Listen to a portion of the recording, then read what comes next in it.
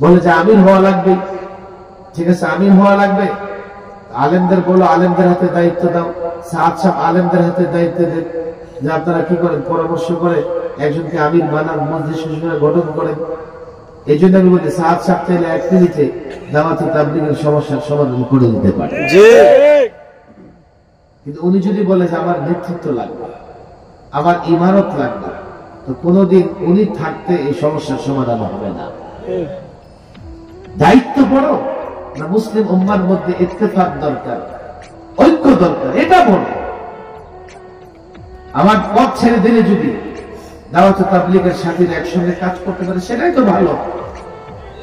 তাদের ভালো লাগে না, বলে যে আমাদের আমিরের বিরুদ্ধে কথা বলতেছেন। ভাই তোমার আমির তো আর মানে মানে ই না, আজীবন একেবারে সবসময় থাকবে এমন না, উনি তো মারা যাবে, আমির তো যাবেই একসময়, তার ইমারত তো যাবেই।